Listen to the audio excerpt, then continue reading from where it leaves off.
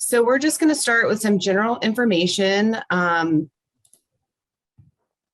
These are some of our wonderful folks here that if you're calling or asking questions, you'll probably get one of these people.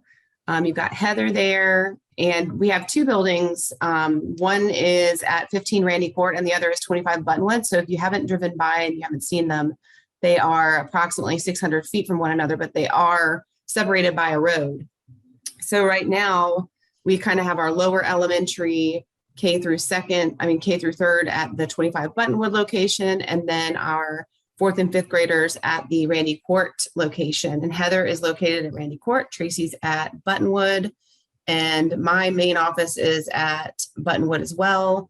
And Gina is at Buttonwood. Next year, that might change. And also next year, we'll have one of our second, third grade classrooms will be at Randy Court. So when you do come to visit, we'll make sure we show you the whole school so you can see everything.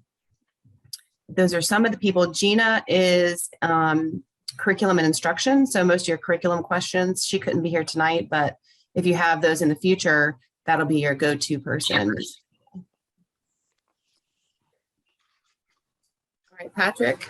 All right, so here's our mission. ACA's mission is to foster individual achievement by teaching students to be self-directed learners and community contributors in a respectful, diverse, and inclusive learning environment. Being that this is our mission, every decision we make, everything we do, we try to relate back to this, make sure we're staying true to who we are and what we're trying to achieve with the students. We like to start our day by saying the mission, any meetings that we have, and it's definitely the guiding light for everything that we do. So a little bit about the history. I've been in the community since 1998, and my mother owned Learning Time. Well, she still does. This is their last year in operation. She's retiring. So my background is early childhood, and then we opened a private kindergarten in 2009, and eventually that grew to be a K-12 private school.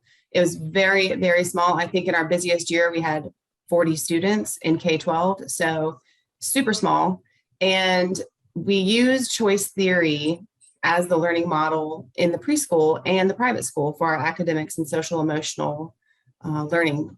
And in 2016 is when I became the principal of the private school. And we knew in 2012 that we wanted to move towards charter so that we could provide this model to everyone in the community, not just people who could afford private school. So we first started the process of applying in 2012, but in 2018 is when I took the lead role in the whole application process, and I became the board president, as well as writing into the charter that I plan to be the school leader. Of course, when you're employed by the school, you can no longer be on the board. So at that point, I stepped down from the board to lead the school. In June of 2018 is when we actually applied in October. And then 2019 is when we received approval to open in 2020 from the State Board of Education. And in August of 2020, we opened our doors for kindergarten through fifth grade students. We had 160, well, we were slated for 162. I think we ended up with 176 on day one. And we opened, despite COVID and in person to serve our families in the community. And then in August of 2020 coming up that you guys are going to be joining for, it will be our third year in operation. So Tatiana, is she on this call? Is she on yet? No, I can't see everybody. Does anybody see Tatiana? I don't think so. No. Okay. All right. Well, I'll do these. So just a little bit of general information about charter schools.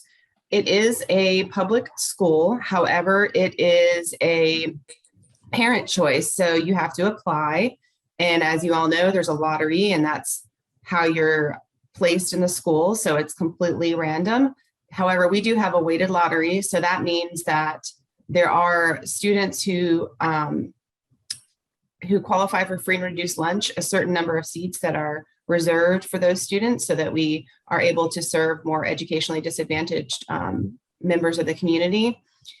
But they are tuition free, of course. They're public schools of choice, and they're operated by independent board of directors, and it is a nonprofit. So our board of directors are community members. There's no management company. It's very mom and pops compared to some of the other charter schools. Some of them have education management companies, but ours is just specifically members of the community who are making those decisions for our school community. So we don't follow Harnett County, we don't follow Wake County. Every decision that's made is made by our board of directors for our school. So we do have a lot of flexibility and autonomy in the curriculum that we choose. We don't have to do anything the same as the district does. However, we do have certain things that we have to do that are the same, such as we must do testing, the EOGs. There are other testing that we have some choice in. However, end of grade testing is not a choice. We all have to do that. And we are publicly funded, so we're accountable to the state for all of our finances and how we use all that money. And we also have exceptional children's programming that has to be the same as traditional public school. So we have to make sure that we're providing for all of our students who are designated as special education. So some of the benefits are we can operate without some of the regulations that traditional public schools have to. We tend to be a little bit more accessible as far as the staff because, you know, it's pretty much the school leader, and then your board of directors. So if there are issues, you're able to, you know, get answers to those pretty easily, being that we're very accessible. And of course, like I said, we are accountable to the state, both academic, financial, and organizationally. We are let's see, where I already said that, flexible and innovative. So we are able to do some things differently. And that gives us a lot of freedom to adjust as we need to for our students and for our school community. And for us, we are very student driven. So we're going to meet students where they are and make sure that we're adjusting our methods to meet the needs of the students. We also are required, however, to adhere to the North Carolina Standard Course of Study. So this is not Common Core. I get a lot of questions about that. We do not have to do Common Core. A charter school can choose to do Common Core, but we're not required to. However, you do have to follow the North Carolina Standard Course of Study. And there's another slide in here that actually has a link to what the Standard Course of Study is, but it's something you can find on Division of Public Instruction's website. So you can find that if you need to see what that is. So here's just some pictures of our students having a good time. These are some of last year. If you see a lot of masks, most of that is last year. We were optional this year. Had a lot of Facebook questions about that since people knew that we were optional, why all the pictures were of masked students, but a lot of these come from last year. So, all right, well, there's 5 special factors. Well, there's more than 5, but we're going to talk about 5 special factors that make us special and set us apart from other schools. And I think the first one is Patrick. Yes, so our innovative educational model. At ACA, we use choice theory, which is basically a social emotional model. Like it says, building off a relationship. So we really focus on building those relationships with our students the first 2 weeks, and then obviously throughout the whole year. And it's a way to teach the kids to, one, become more mindful, but then also how to reflect and self-regulate and self-manage themselves, so that they can learn to solve problems on their own. So when we dealing with behavioral problems or even academically, we really approach them through conversation and by asking them a lot of questions so that they can reflect and think about things rather than just telling them the answer. And this really gets the kids, again, to be more mindful and think on their own. The total learning competency and quality work encourage children to experience self-directed learning and individual achievement. So again, the quality work for each student might not be the same. For one student, they might excel in math, and another student will excel in ELA, but also on a project, one student might be a little more artistic, so they might be able to perform better in that area. Our students are taught the values of respect, diversity, inclusion, and community. We create a joyful environment that brings meaning and happiness to their lives and our students.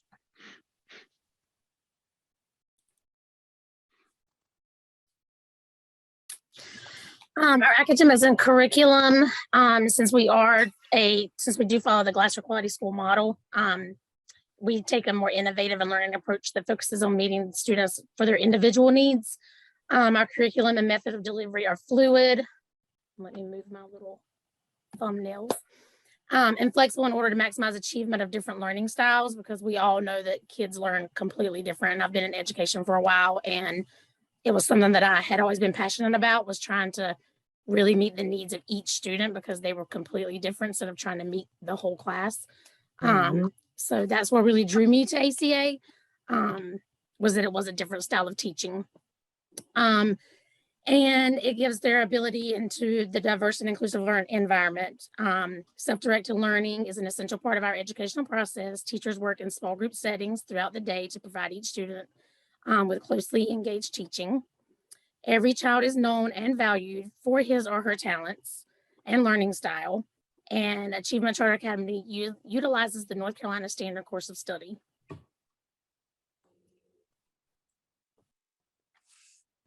So choice time it can be teachers, it can be people from the community, it can be parents. Sometimes it's an in-house field trip, but choice time is an activity that is not part of the general curriculum. Of course, it's a learning experience.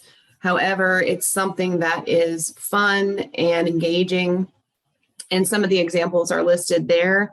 We have a garden project that we are starting this year, and that is building garden boxes and everyone doing a 1 foot, I forget what it's called. It's like 1 foot plot gardening.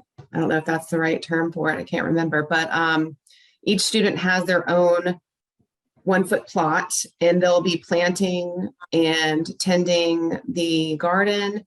And then once we have, some harvest, we'll be incorporating that into our backpack buddies. So that goes into community service. There are other activities. We've had parents come in and talk about if they come from a different country, about their country, or making some type of food. Of course, that would be something we would run by every parent to make sure we don't have any allergies, but there is cooking that can happen. We haven't got to cooking yet. I think we did one last year, one activity in one of the classrooms. So it can be a lot of different things. And like I said, we like to get the community involved in that. So any parents who have special talents or something they want to share with the class or the whole school, we appreciate that. Of course, we have a lot of people that like to do art. So a lot of times there are art activities that go along with that the students really enjoy. And then this one is also me. Okay, so the multi-age classroom, we get a lot of questions about this. How does it work? What's the benefit? So we all have, or each classroom has 2 grades. So you have kindergarten and first together, second and third together, and fourth and fifth together. And there are a lot of advantages to this. One is the relationship that is formed with the teacher and student over a 2-year period of time. It really helps to know half of your students each year at least, so that you're not starting fresh with everyone, and also knowing exactly what their needs are and being able to communicate that to teachers that are, following in years to come. The students also get to know the teachers very well, which is also really important in our model. We think that the relationship is the #1 factor in a student succeeding in school. And it's not just the relationship with the teacher and the student, but also their relationships with their peers. And this gives them the opportunity to mentor others as well as to be mentored by others. So they're going to go through each phase being, the older, maybe more mature person, and also being the younger, less mature person. It also teaches tolerance. Different age levels and ability levels as well can cooperate and learn from one another. So patience, acceptance, and a different mixture of ideas. So they do have some separate activities. So if a teacher has a group of students who have a need to focus on decoding, for example, if they're learning to read, then she can pull that group in a small group and work with students within, that need that specific skill and are on the same ability level. However, when they're doing their independent work, we think it's important that they are able to rely on one another to learn and to progress in their skills. All right, Jamie, I think this one's yours. So in-person learning, as we all know, like the past couple of years has been really hard on a lot of the kids. And that was the great thing about our school. Last year, we were in person full time. And it actually worked really well. This year, we've been full time as well in person, luckily. From our inception, Achievement Charter Academy has placed a premium emphasis on in-person learning.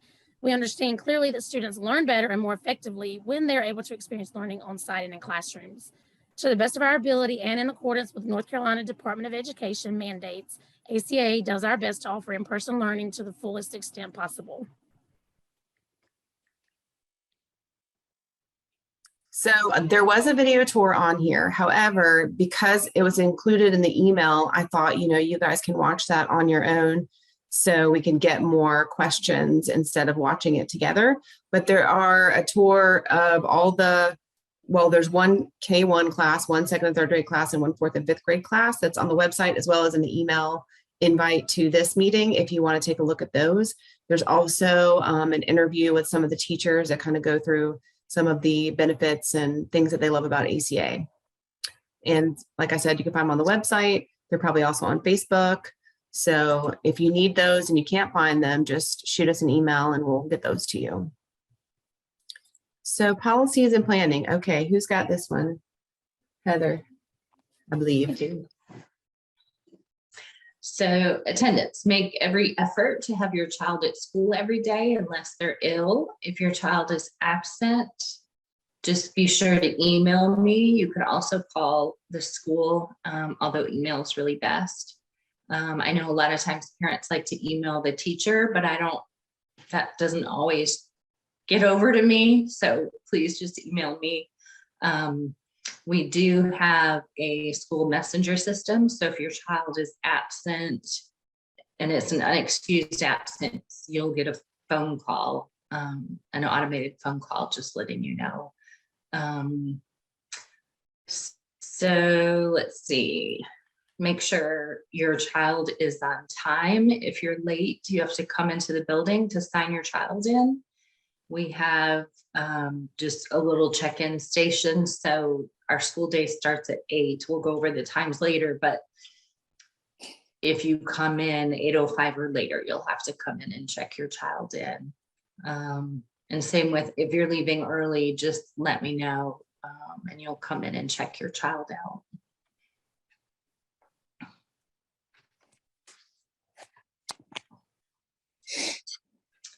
Lunch and snack. You may pack a lunch for your child each day or order to cater lunch from My Hot Lunch Box 4 days a week. This year, the places we get lunch from are Pizza Hut, Daddy D's, Subway, and Zaxby's. It changed a little bit from last year, and I'm not sure it may change a little bit for next year, but those are the options. Fridays, we're out at noon. So not everyone brings a full lunch. We do have a lunch period, but it's much shorter. Some people opt to just bring a big snack that day. Snack period is offered daily. Students should bring their own snack from home.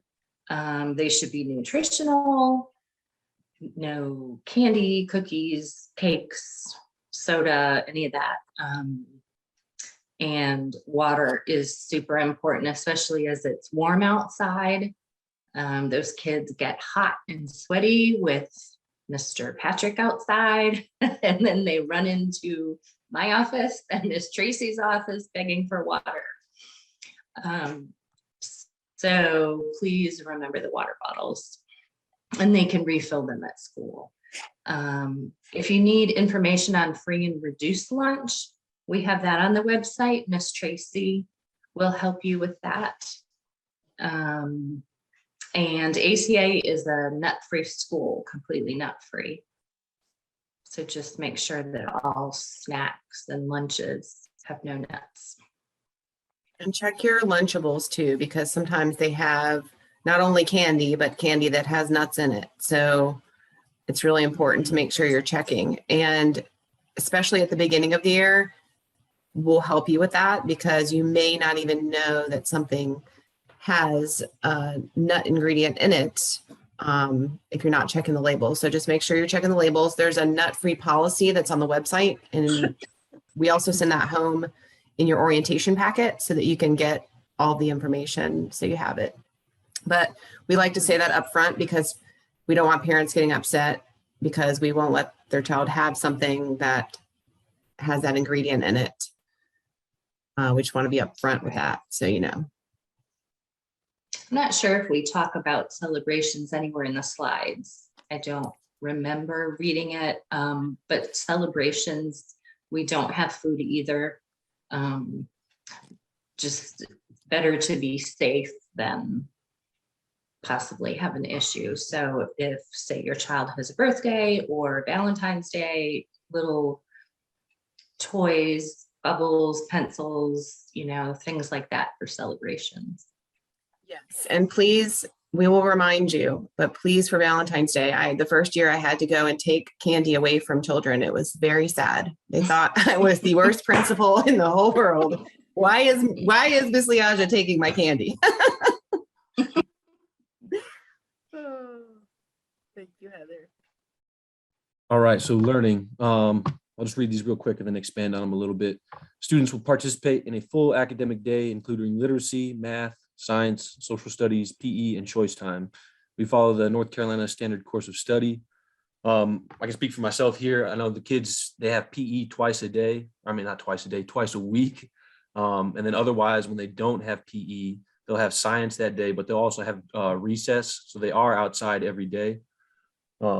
And then students will have the opportunity to participate in a variety of hands-on activities throughout the day. I know for myself, if I don't have class or on Fridays, I don't have class at all. So I'm able to rotate through the classrooms and help the teachers, but also work with the kids and additionally get to see the kids outside of PE in other academic areas, which allows me to help build those relationships even more. But whenever I do go in, whatever subject they're in, there it is a lot of hands-on activities. I know some of the 4th, 5th graders, they just had a project they were building model lighthouses from around North Carolina. So it's just cool to go in and help them with that stuff and just see them learning and really enjoying the activities. Per the Glasser model, homework will be minimal and based on the students' needs. Busy work, we don't believe in that at all. And especially sending anything home like that, unless it has a purpose, it doesn't go home. So yeah. And then anything else related to the curriculum, just reach out to Gina. Her email is posted there at the bottom.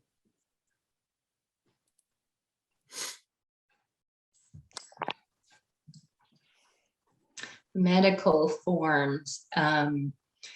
As I'm sure you know, because you're all now doing your enrollment, but we need the completed health form and immunization record from your child's health care provider.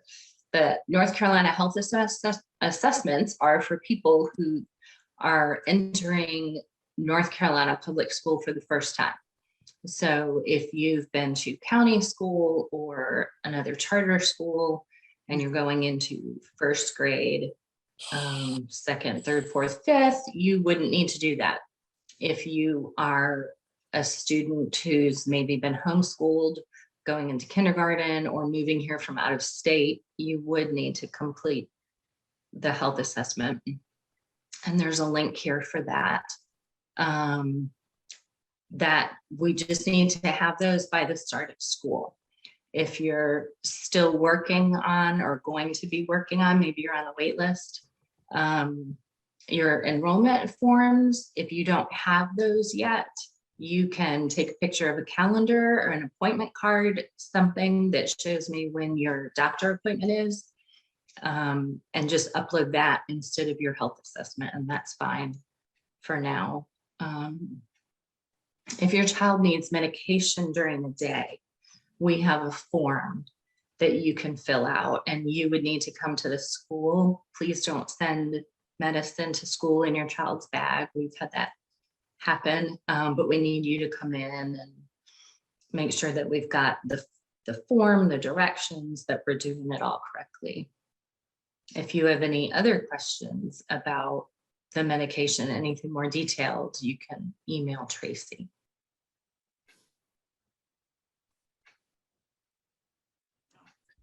Transportation. If your child will be a car rider, you will need a carpool tag, which at the beginning of school, around the first or second week of school, we will try to get those out to each student. We normally send 2 home, so that one for you, and if you have another family member that you want to go and for them to pick up the child, at least they'll have a car tag. If you need more than 2, just let us know and we can provide more than that for you also. We will send out a transportation request form this summer. If you have a change in transportation, you must inform your child's teacher, me or Heather, by 12 p.m. Monday through Thursday, or by 10 a.m. on Fridays. We cannot accept the word from a student coming to school. We've had some that have tried to tell us they're going to be car riders when they're supposed to be bus riders. If they tell us they're a car rider and they're actually a bus rider, we're going to do what we know they're supposed to do unless we've heard from you. A handwritten note or a phone call or an email to me or Heather, just to let us know if there's a change in request. Transportation tags for both bus and car riders will be attached to your child's backpack. Please do not remove these. If you need a replacement, please let the office know. If you need to pick up your child early, please do so before 2:30. And I would say 11:30 on Fridays. And that's just to avoid issues in carpool. I didn't add the Friday date on there. Sorry about that. We have 2 buses that pick up and drop off at community bus stops. They're in Fuquay, Anger, Holly Springs, and Lillington. We've partnered with before and after school care locations for pickup and drop off as well. This year, we had the Village, we had Langley's Gymnastics, and we also had New Breed. I'm not sure, we'll probably try to add another one this year, but not sure, yet about that. If you need more information or specific locations, just email me and let me know. Yeah, we're open to especially a new one in the Fuquay direction. We don't really have any that direction just because we haven't had any requests. So if we did have a group of students that were attending an before after care program in that direction, we could add a stop. So yeah, just email Tracy and we'll try to get some idea of what people are thinking. And we'll probably do a Google form to kind of get some general information from you guys once people are enrolled and we can, start that process. It's a little early yet, but we haven't had issues with not being able to get close enough for somebody. So just let us know. Uniforms. Your child, they must wear their ACA uniform to school every day, unless it would be like a dress down day or a special event. We also have information regarding uniforms that can be found if you click on here. If you click on there, it pretty much takes you to like the parent page, which tells you everything about the uniforms, the colors, what kind of pants, shoes. That page also tells you about transportation, also tells you about our lunch program. It has a lot of information on there. On PE days, your child should wear closed-toed, rubber-soled shoes. If you're unable to purchase a shirt due to financial reasons, please just let us know and we will make sure that your child has a uniform. This is our K1 team. So we added a little bit of information specific to our kindergartners because we know our kindergarten families have a little bit more, little more questions and maybe a little anxiety about the first time. So this is our team, and we have Miss Jamie on. So were you going to start this one? Tatiana was going to start this one. Do you want me to Sounds do good. it? I can do both of them. Okay. Doesn't matter. Thank you. Okay, so our kindergarten literacy standards, we follow the North Carolina Standard Course of Study. And there's a link there, it's information regarding that. You can find the link right there. And basically kindergarten literacy skills include recognizing and producing sounds for all of their letters of the alphabet, blending sounds to be able to read words, building fluency with beginning text, writing the letters of the alphabet with proper formation, and beginning to write simple sentences. The kindergarten math standards, you can find those located at the same spot with DPI.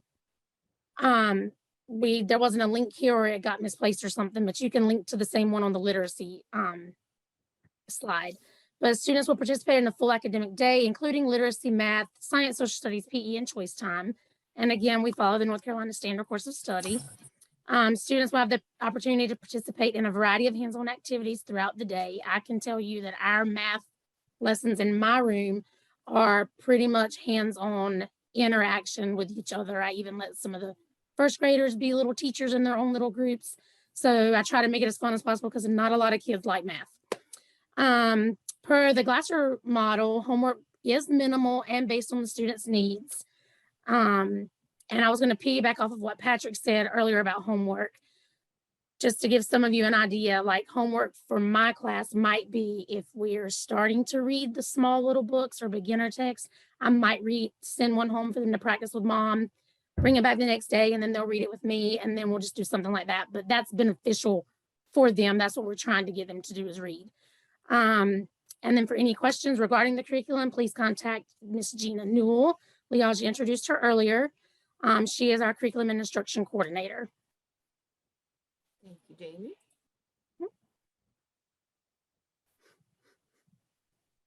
So things that you need to get ready for kindergarten.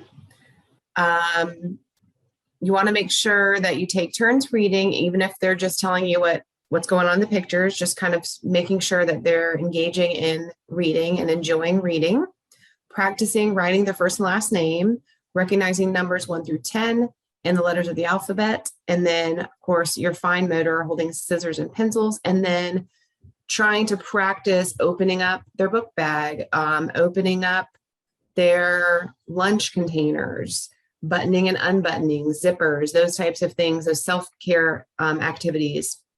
And then this summer or the 1st of August at the latest, we'll make sure we send something out to let you guys know kind of what we'd be expecting when they come in. And then we'll be scheduling our kindergarten assessments for the 2 weeks prior to when school starts. It probably will be the week before school starts, but we'll get more information about that as we get closer to the time. And before we get into this one, we will have tours coming soon. I need to just coordinate how we're going to do it. But we were talking about today, making perhaps every other Thursday in the morning so that you guys can see students actually engaging in class when you come. So we'll get more information to you about that as soon as we have a firm plan in place. We didn't do tours the first year because we didn't have the building yet. And we didn't do tours last year because of COVID. So this is our first time kind of coordinating what that's going to look like in real time. And we want to make sure everybody has enough time to see all of the schools. So we're working on that. It'll be very soon in the next several weeks. We'll probably have the first one before the end of March. And then that will be something where you need to sign up for it because we're going to have to limit the number just due to parking and making sure we're, respectful of the students who are engaged in learning for the day. So, Patrick, did you want to talk about marbles? Yeah. So ACA field trip, our last month, February 16th and 17th, we went to Marbles Kids Museum in downtown Raleigh. If you haven't been there, it is a phenomenal place for children. Everything there is interactive and hands-on, and they have all different sections and areas that are themed. So they have like arts and crafts, there's outdoor areas, sports, science, all kinds of different stuff. But you can go to each little section and there's all kinds of games. Again, everything is hands-on. and the kids absolutely loved it. It was a really good field trip. We took half the school on one day and then the other half the second day. But we try to do a field trip about at least once a quarter. I know the first quarter we went to, or the first or second quarter we went to Agape Environmental Science Center. And that went really well as well. And then I know coming up, we actually have an in-house field trip with new bricks or something like that. But Bricks again, for all Kids. interactive. Go ahead. It's called Bricks for Kids. Bricks for Kids. Okay. Yeah. But yeah, so we try and do something at least once a quarter, really interactive and again, hands-on stuff. But Marbles was a huge success.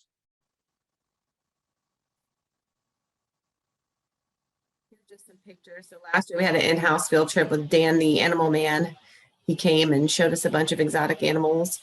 And then we have some kids working on the computer, and there's Dan, our science teacher, Mr. Dan, posing with one of our students. So how can parents be involved? So right now we have a service on committees, recruiting families, sharing your experience. And then during the school year, we have classroom volunteers, we have room parents. Is that what they're called? Room parents? I think that's the title. Yeah. And then of course, choice time leaders, anyone who wants to give of their time to come and do activities with the kids, going on field trips, the garden project, fundraising. We have a field trip committee as well. So any kind of way that parents are interested in being involved, we have things for you to do if you want to do them. So here's some just general FAQs. You want to run through those real quick, Trace? Yeah. Our uniform policy is a polo with embroidered logo, which is, of course, is our Mustang. The shirt colors are white, blue, navy, and gray. The bottoms are black, khaki, or navy bottoms, or athletic shorts. Our daily schedule is Monday through Thursday, 8 through 3, Fridays, 8 to 12. We have bus locations, Fuquay, Holly Springs, Anger, and Lillington. Of course, times will be provided when the routes are confirmed. We have a lunch program, free and reduced lunch. You can either do a $60 Food Lion gift card or catered meals, which is $4 per meal for 4 days. Also, in the event that a student comes to school without a lunch and parents are unable to bring one, ACA will provide a lunch. All students can bring lunch or order catered meals. My Hot Lunch Box is who we order through, and they're available 4 days a week, which is Monday through Friday. Monday through Thursday. Oh, shoot. Monday through Thursday. Thank you.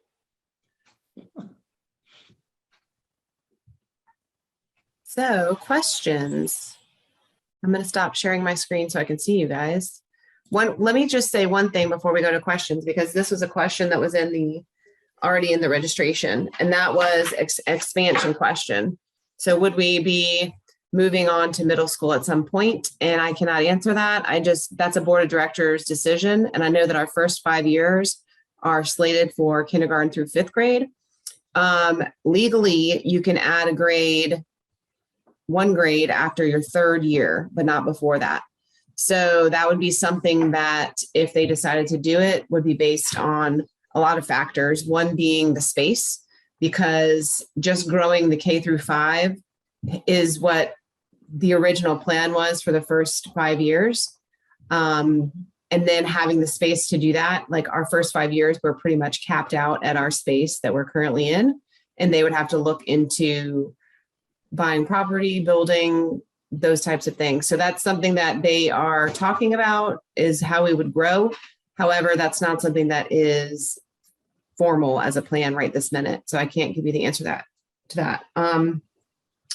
Another question was IEPs. How do you serve your students with IEPs? So we are, as I stated earlier, required to provide all the same services that traditional public provides. We have an exceptional children's coordinator who works on having the meetings and making sure we're compliant with everything. And she also provides services. And then we have another exceptional children's teacher who provides services. And then we contract out for our speech and we don't have any physical, but if we did have physical therapy, we'd do contract for that as well as occupational therapy. So we bring in those people, but we still have our regular exceptional children's staff members on site, 2 full-time people for that. And we're about 13% of our student population is exceptional children. And that's actually pretty much the average of the state, I think is 13. And the other question, I can't remember what the other question was. So I'm going to open it up to you guys. There's We have a One few in the is- chat, Leandra. yeah, there's a few in the chat. Okay, let's see. Yeah. One is So- about redoing the lottery. You don't have to do the lottery every year. But once you're in, you're in. Just tell us that you're coming back. Yeah. Heather sends out the intent to return usually around January, because we want to know how many seats we need to open for the lottery. So you just have to tell us you're coming back, and then she'll send out in March something that gives us more information about has any, address change, phone number change, things like that. So what other extracurricular activities are available for first grade? So that would be covered in our choice time activities, and that varies. So it's not the same thing all the time. So computers, yes, we have plenty of technology. Art, everybody is available to do art. So we're trying to get some additional things in to mix things up a little bit. And we're working on that with the garden project is kind of our next step there. Can you continue? Already answered that one. Where can uniforms be purchased and logo applied? So we use, now I'm going to blank on the name. What's the name, Tracy? Lands in. Lands In, which is just a website you go to and order the shirts. And they're also, if you go on the website, you can see where it states the other local embroidery companies that already have our logo. So if you wanted to do it that way and buy your shirts and have them embroidered, you could do that. And over the years, we'll probably eventually do some other options as well, but that's what we have going on so far. And we also are a little bit more relaxed with our uniform as far as the pants go. Like we don't want kindergarten, first graders to be super uncomfortable with slacks. We don't need pleats, or there doesn't need to be ironing going on, just comfortable clothes. And we don't want sweatpants or, gym shorts, but barring those super relaxed things, I'm sure whatever's available in khaki, navy, and black would be appropriate.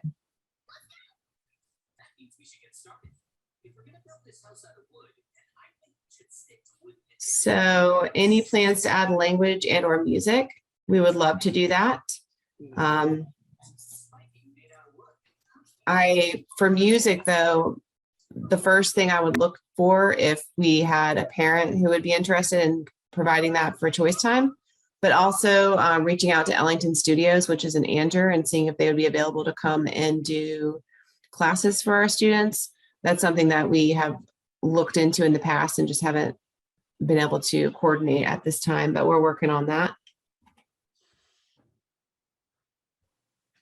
And then I have, what is the strength of students in each class? So I'm not sure what that is asking. Can you clarify for me?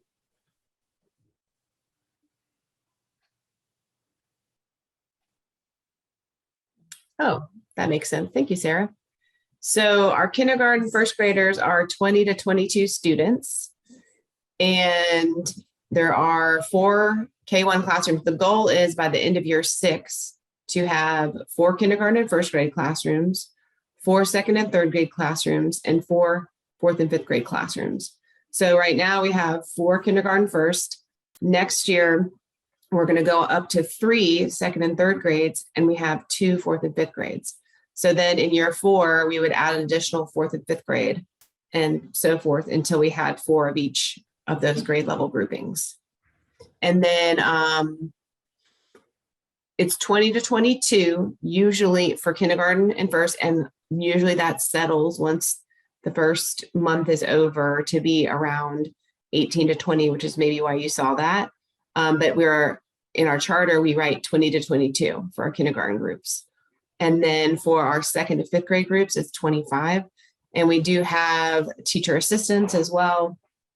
The K1 team has 2 to 3 for the 4 classrooms. And then our second, third grade team has 1 to 2, depending on the day. Of course, sometimes they're subbing. And then our 4th and 5th grade, 2 classrooms also have a TA. So we have additional hands on deck.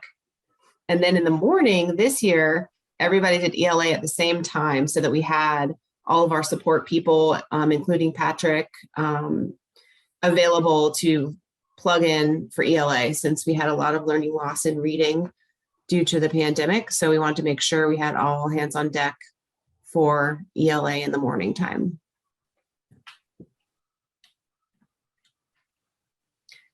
I hope that answered the question.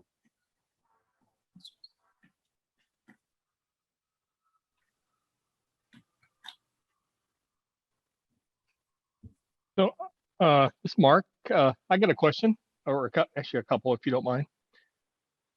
You hear me okay? Yeah. Okay. Well, first, thanks for doing the session. It's great that you are taking time out of your day to do this. I love the concept, what you have said here, what I've read about it. I love this theory that you have in your school. I think it's great.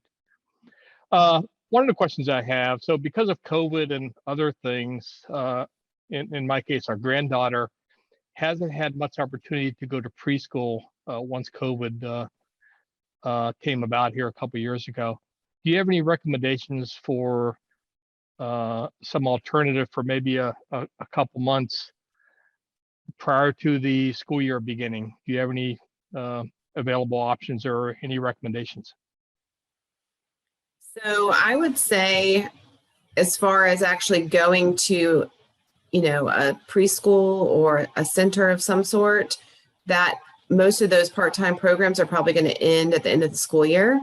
And you could probably do a summer session somewhere, but that might be more summer camp style. I'm just in general.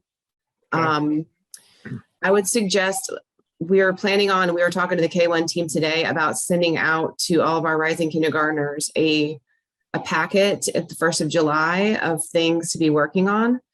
What we found this year is because our kindergartners this year also had that same experience where they were missing preschool pretty much. They have come so far now. Their first assessment at the beginning of the year, we used M-Class for our reading assessment, was, most of the kids were in the well below grade level for our kindergartners. And already by February, they have come leaps and bounds, most of them being on right where they need to be. So there's going to be a lot of growth in kindergarten, and you might see it start very well below and then a tremendous amount of growth by January.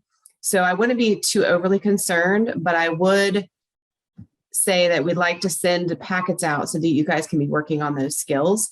There are some online options like ABC Mouse is really good. That's not going to give you the socialization piece, but that's going to give you, the foundations for reading, and it's fun and it's very game oriented, so they enjoy it. There's some summer reading programs. I know the NC State has one. Now, I don't know if they have one for the preschool age, but you can check into that and see. Jamie, do you know of any other options? I was going to say ABC Mouse. ABC Mouse. That's what I used. And I use it in the classroom too for kindergarten. Sometimes it's just to switch it up for rotations for small group. But I mean, that's pretty much what I use with my own son. Yeah, we've been enrolled in that for at least a couple years now. I'm mainly concerned, to be honest, about the social skills and interaction skills and basically being around other kids, which she hasn't had a lot of because of what I mentioned. That's my main concern. So I may look at, if there's an opportunity for even if it's a few weeks before the school year begins, I may look at something like that. And I see Sarah and Trilly. They're great. I was just saying, like you said, LunchSnack, the summer camps are great. Anywhere you drop them off, they'll be dealing with this being separated. So, wherever it is, they'll learn how to separate, how to start bonding and making friends. And I see Sarah and Trilly put in the chat that Arts Inspired Dance Academy has some small preschool classes. And you might find the community centers have, like the Holly Springs Community Center, I feel like they do some theater and arts in the summer as well for that age. This, I'm not sure who posted that. This dance academy, where is that located?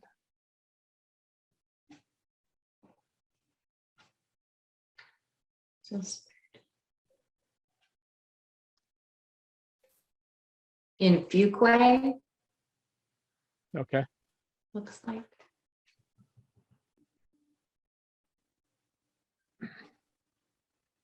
So I have, does that answer your question, Mark? Yes. Or did we- Yes. okay. Thanks again. Absolutely. The schools I'm working on the calendar right now. That's one of the things that has to be approved by the board. So it's not approved at this point, but I can tell you I have children ringing my doorbell. I'm sorry, hold on.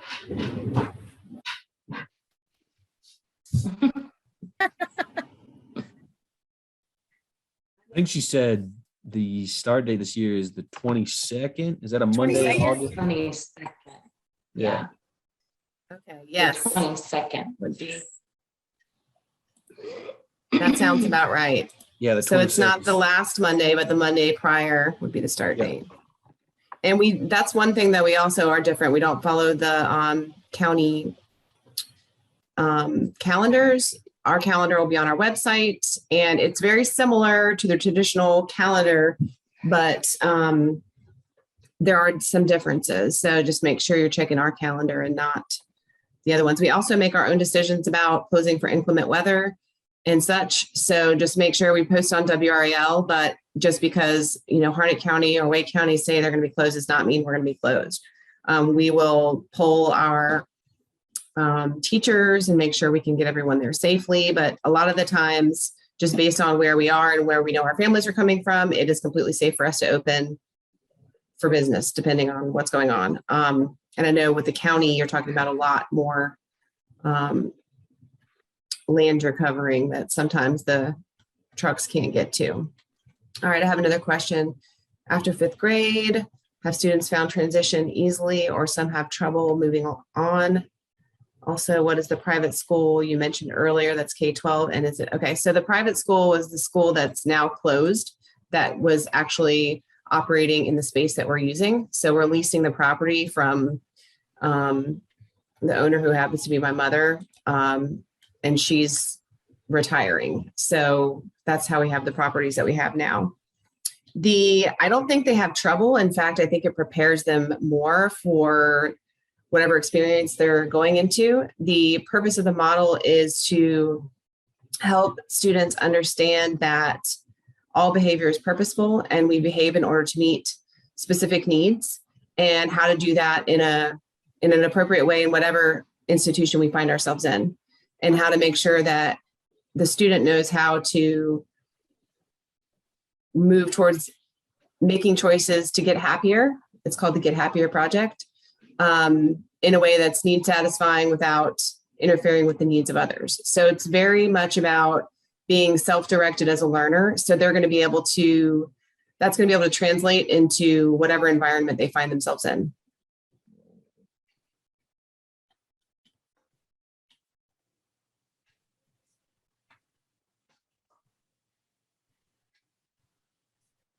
Did anybody on the team want to say anything else that I missed? I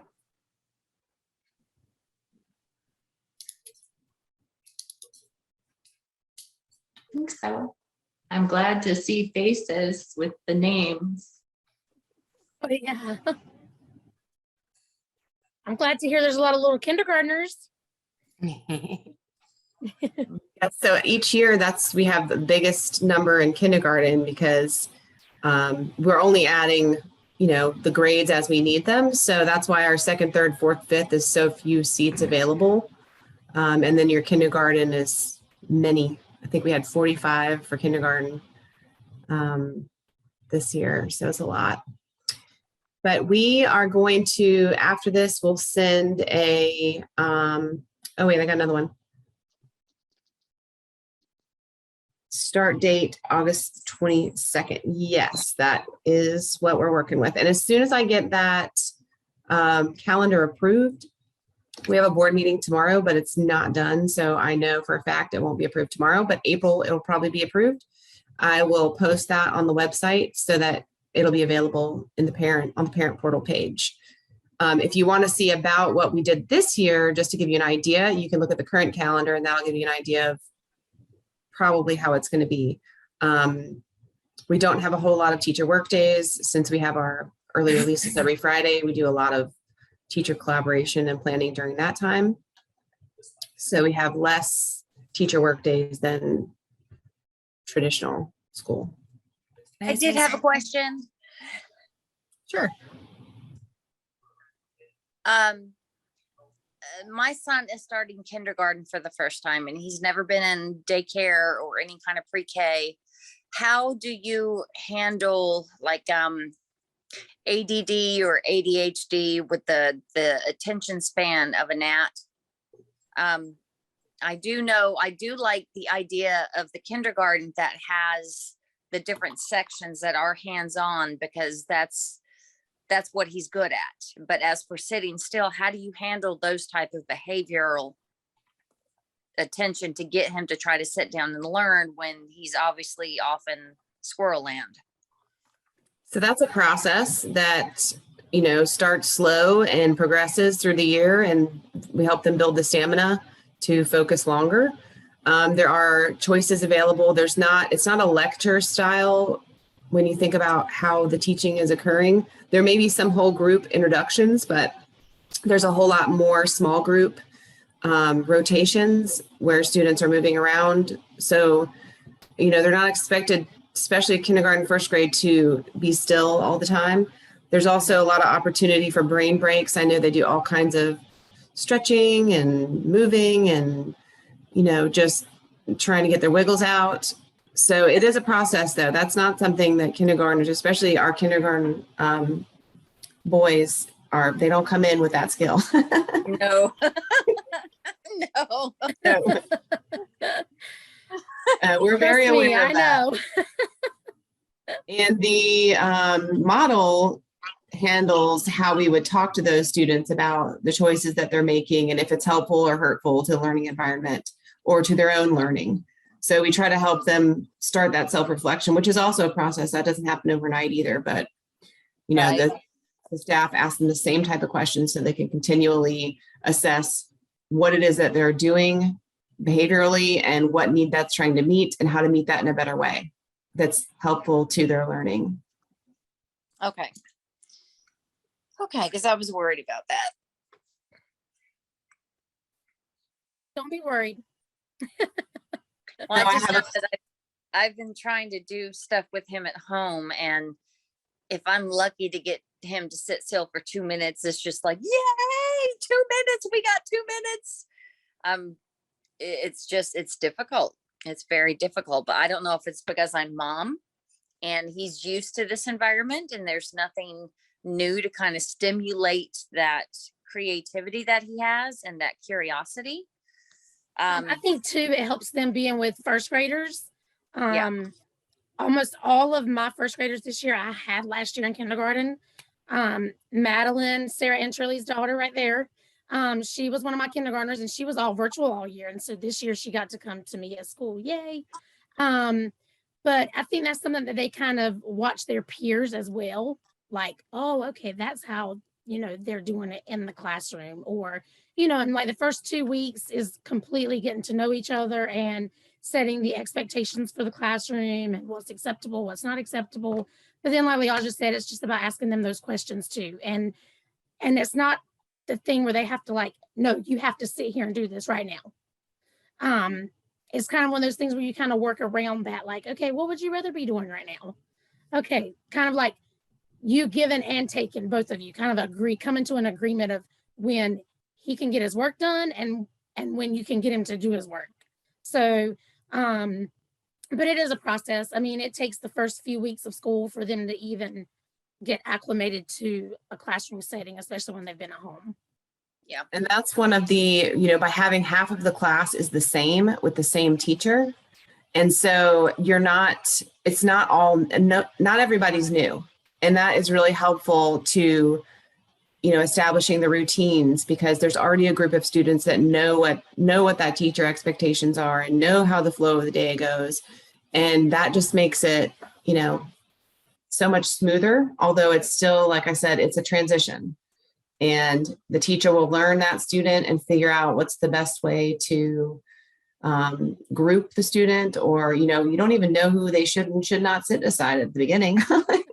That's, we got to learn each other, but that's what the first 2 weeks are for. Just really learning each other, practicing going to rotations, practicing walking down the hall. It's just that introduction to school. And regardless of the age, of course, your kindergartners have more of that procedural time, but they're all doing that during the first 2 I weeks. did have one more question. I'm so sorry. I don't mean to like hog the screen, but how do you handle, like, if they're behind in one section, but they excel in another and you notice that? And how are you able to push, being in the mixed classroom, how are you able to push to get him to the level where he needs to be in what he's falling behind on, but also push where he's excelling, so where he can excel more? So there's different ways to do that. One of the ways is to have them teach another group, because we know that the highest level of mastery is being able to teach. And so they can really take that's what we call quality work. So when they can take what the expectation is and meet the standard, meeting the standard is competency, but moving a step beyond that and creating something new with that information or extending it to another level, that's what we call quality work. So we would invite them into that process.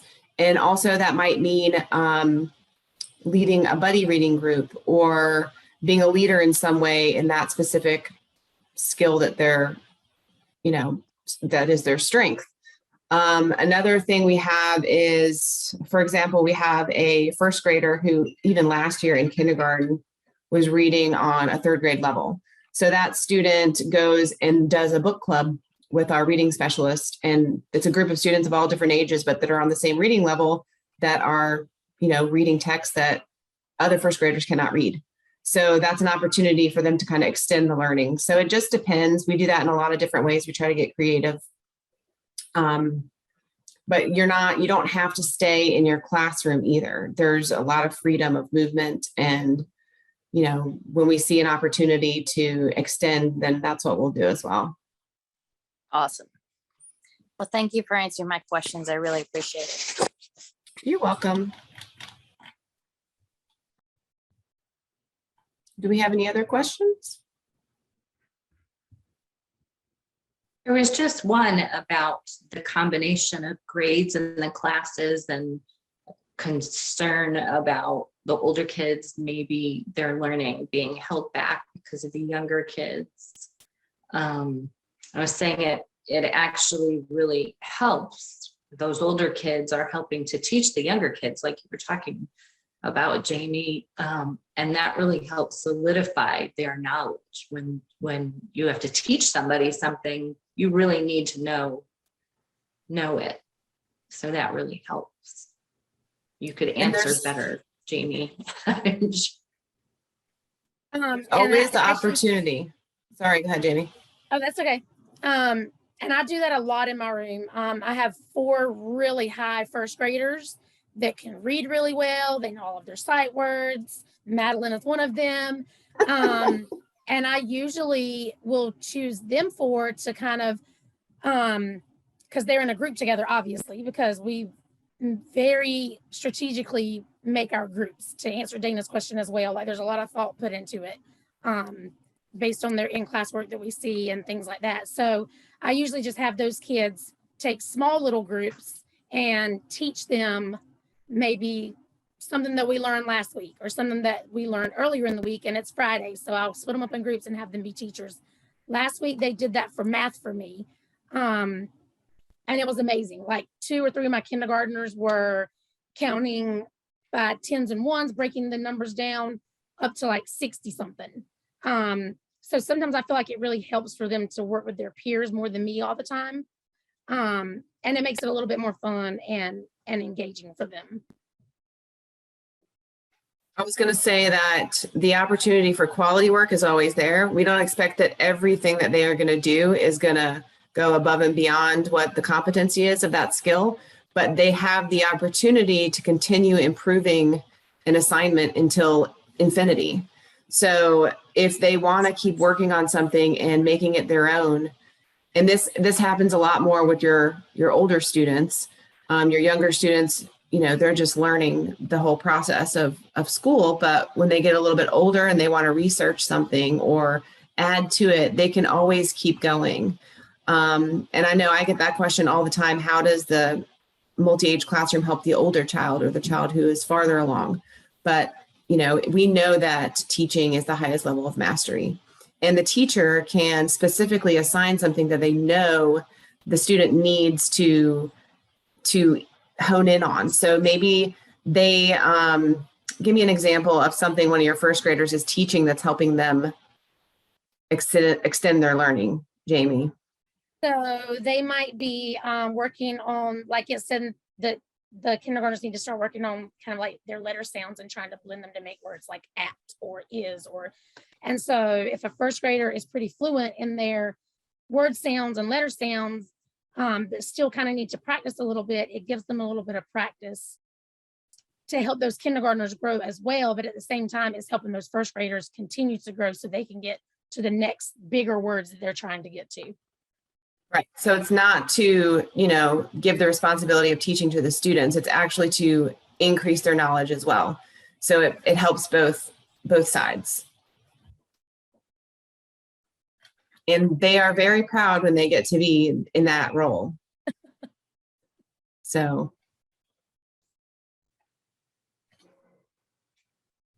All right, we got any more questions? We're going to try to wrap it up here soon. I know everybody wants to start doing the brushing teeth and getting ready for bed routine that we all have going on in the next 30 minutes.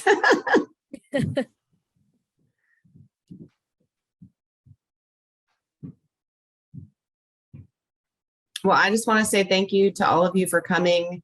We're here. If you have more questions, you can email any of the emails in the slide deck. We are going to post this to the website. So just, you know, send your questions. We'll send out the signups once we have signups for coming for tours so that you can come and see the students learning in real time. And just thank you so much. We're happy to welcome you to the family, and we're very family oriented here at Achievement Charter Academy. And, you know, there's never a time where, you know, you can't ask a question or find someone who is there to engage and answer anything you need or, you know, help you understand. So in case people aren't looking at the chat, Michelle posted her phone number for play dates if anybody's looking for socialization before school starts. So catch that number. I figure this way the kids can get to know each other too a little bit before the school starts. That's a great idea. Help break the ice a little bit. Thank you. Thank you. That's really nice. All right, guys. Well, thank you so much for joining us, and bye. Good night, everybody. Look forward to seeing you soon and meeting you in person. Thank you, team. Madeline. See you, team. Thank you. Tomorrow.